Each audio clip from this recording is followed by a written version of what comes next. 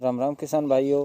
आज की वीडियो में हम बात करेंगे नींबू के पौधे में आप निराई गुड़ाई किस प्रकार लें जिससे कि आपका नींबू का पौधा फल देने लग जाए।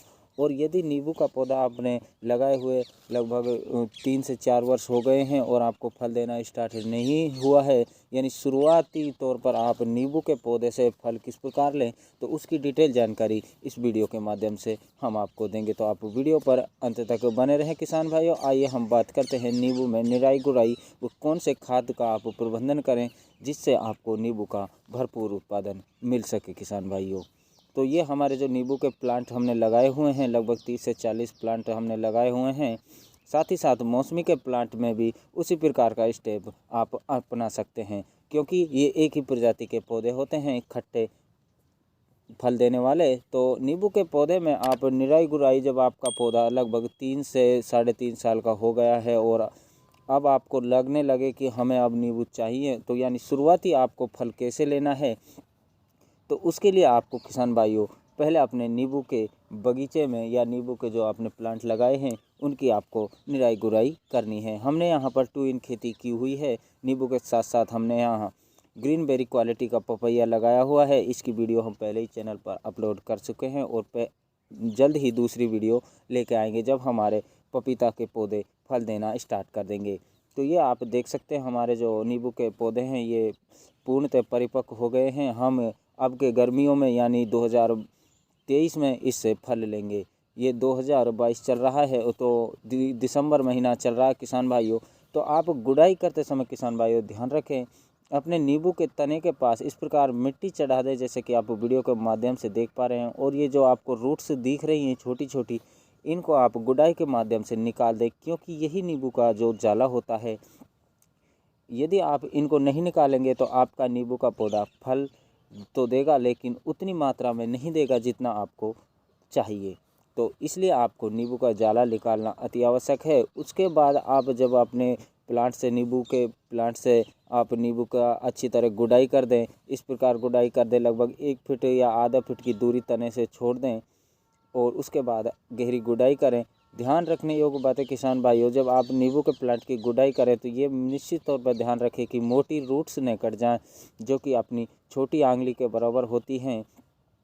ये पेंसिल के आकार की बराबर की रूट्स न कट जाएं। उसके साथ साथ अब हमने यहाँ पर गुड़ाई कर दी है और हम जो घरेलू नुस्खा तैयार कर रहे हैं वो आपको बता रहे हैं। सरसों की खली, सरसों की खली का आपको पेस्ट करना है। पर पौधे के हिसाब से आपको 300 से 400 ग्राम खली लेनी है। जितने आपके प्लांट है उनके हिसाब से आप सरसों की खली ले लीजिए। उसको आप किसी जो प्लास्टिक के पात्र में आप भिगो दें और उसमें आप लगभग, यदि आप एक प्लांट के हिसाब से 5 लीटर पानी डाल दें किसान भाइयों, और पानी डालने के बाद उसको लगभग 4 से 5 दिन के लिए किसी छायादार जगह में छोड़ दें जहाँ की डायरेक्ट सनलाइट नहीं हो।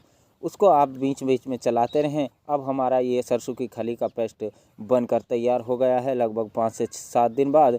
और हमने यहाँ पर हमारे प्लांट्स में सड़ी हुई गोबर की खाद डाल दी है। सड़ी हुई गोबर की खाद की मात्रा किसान भाइयों आप डालेंगे तो उसकी मात्रा आपको, यदि आपने ज़मीन में अपने प्लांट लगाए हुए हैं तो कम से कम 15 से 20 किलो आपको सड़ी हुई गोबर की खाद पर पौधे के हिसाब से देनी है।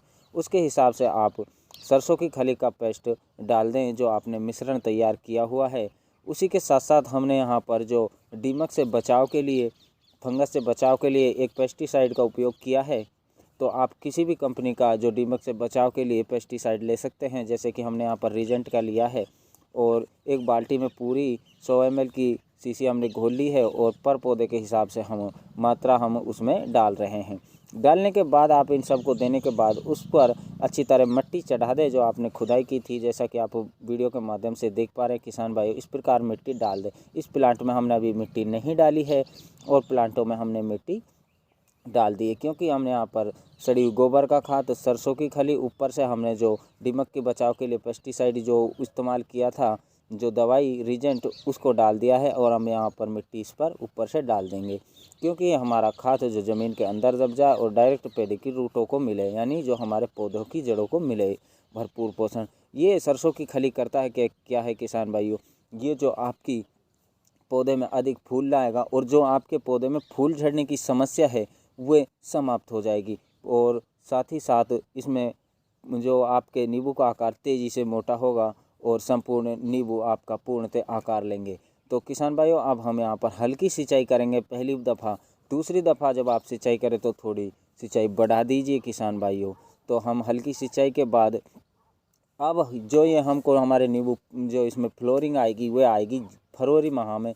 हमारे इन पौधों में ज़बरदस्त फ्लोरिंग आएगी। वीडियो यदि आपको पसंद आए हो किसान भाइयों तो वीडियो को लाइक करें, वीडियो को ज़्यादा से ज़्यादा किसान भाइयों तक शेयर करें, जिससे इसी प्रकार की नई नई वीडियो उनको मिलती रहें HSP किसान के यूट्यूब चैनल से। और हमें कमेंट करके बताएं कि वीडियो कैसी लगी। जय जवान जय किसान।